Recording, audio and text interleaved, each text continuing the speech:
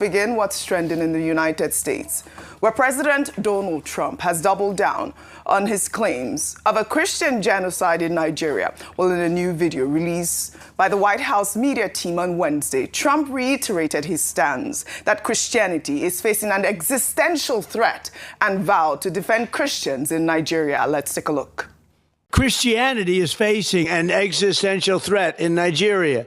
Thousands and thousands of Christians are being killed.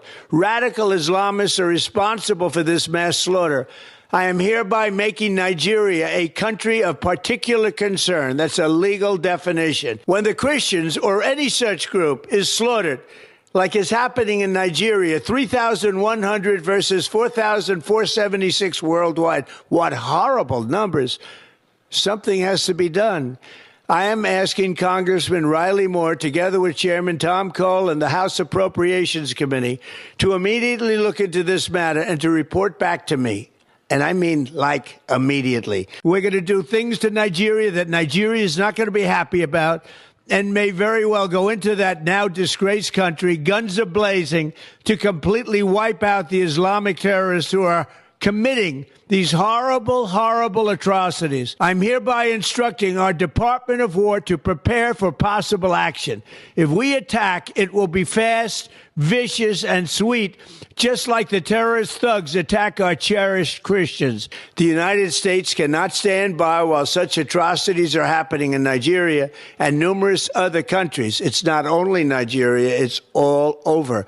We stand ready, willing, and able to save our great Christian population around the world. This is not going to happen. The killing of Christians is not going to happen. Well, this latest statement by Trump suggests that his administration remains unconvinced by Nigerian rebuttals and may proceed with threatened sanctions or even military actions. Well, Ted Cruz has been talking, and I'll read his post on X yesterday. It reads, Joe Biden turned a blind eye while radical Islamic terrorists slaughtered Christians in Nigeria. I am very grateful to President Trump for designating it a country of particular concern. Now, we should take the next step and hold Nigerian officials accountable. I intend to be very explicit about who they are in the coming days and weeks.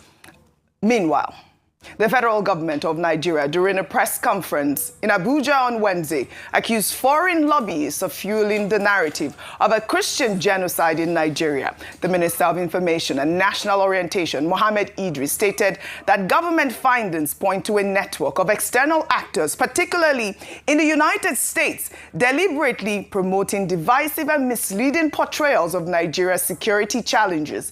Idris emphasized that while the administration recognizes insecurity has affected many communities, there is no evidence supporting claims of systematic targeting of any religious groups. Let's take a look. We can say that, for example, Nigerian government has been able to have a correlation between some of these lobbies operating especially in the United States of America and the activities here. We have seen, and it's matter of public record. If you go to the records of the United States, there is what is called the Foreign Agents Registration Act. It is clear there. You have seen that some of the influencers of these criminal activities have direct relationship with lobbyists in the US who have direct relationship with some of the people who are shouting about this issue outside this country. Well, guys, this federal government's allegation of foreign lobbying adds, another dimension to the genocide debate. He's suggesting that, external interests may be manipulating Nigeria's internal security narrative for undisclosed purposes. In the same vein, senior advocate of Nigeria, Femi Falana, accused Donald Trump of lying to the world over allegations of Christian genocide in Nigeria while speaking on live television. The human rights lawyer strongly rejected Trump's claims, stating that Trump lied without any evidence to back it up. Let's take a look. Now, I'm going to look at the problems from the human rights perspective, not a diplomat. And my own position is that Mr. Trump has lied to the whole world by alleging Christian genocide in Nigeria. So it's a lie without any evidence to back it up. Now, he said about 3,100 people have been killed, Christians have been killed in Nigeria. It's unfortunate and nobody can support even the killing of a citizen of this country. Well, Father now joins other prominent figures to reject the genocide narrative. Before I come to you, I'll take this.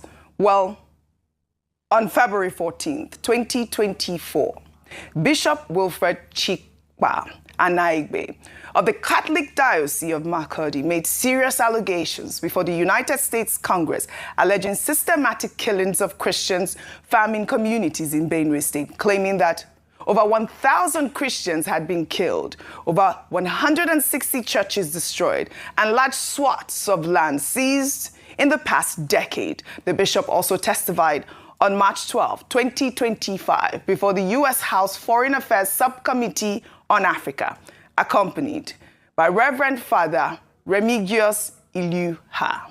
Let's take a look. Constitutionally, we are a secularist country, but our unity has been fragile.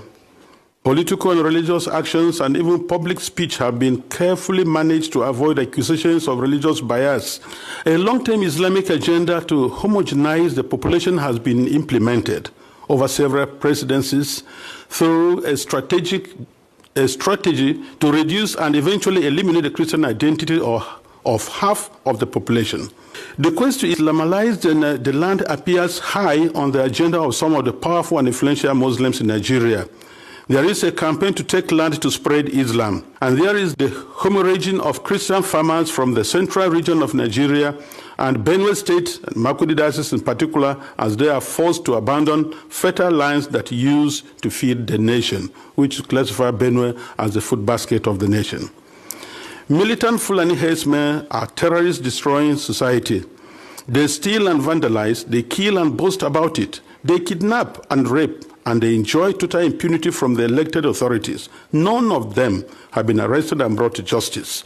This is supported by the corrupt system in which we operate and the abject poverty among us, which allow the criminals to easily attract more recruits and prey on more victims.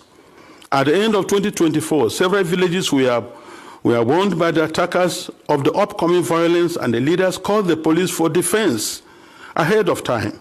But they did not come, and the Christian massacres, almost customary, took place, killing hundreds in Plateau and Benue. The militant also burned down the 8 Catholic churches of St. Mary's Parish in the Diocese of Boko, which in Benue State, as well as the parish house, clinics, schools, and other houses. We live in fear because at any point it can be our turn to be killed, but to remain silent is to die twice. So, I have chosen to speak. I speak on behalf of the millions who are in the camps.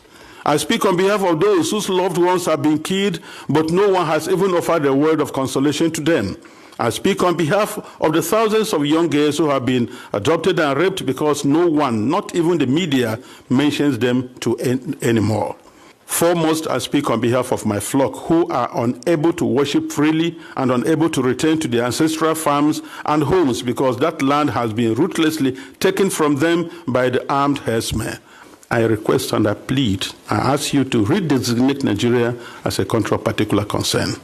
The bishop there requesting for Nigeria to be redesignated as a country of particular concern. Well, the bishop's testimony highlights the deep contested narrative around religious violence in Nigeria. While the bishop presents specific allegations of systematic targeting, government officials maintain that terrorism affects all Nigerians regardless of faith.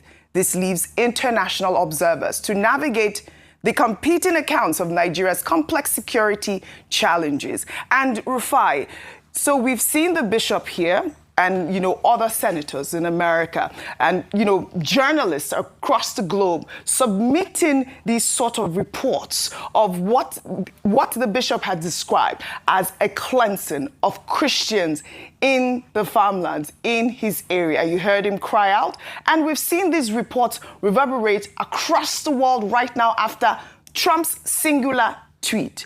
Your thoughts? People have said, Trump didn't have evidence. Trump doesn't have information. But we don't have the information that the U.S. Department of State has at this moment.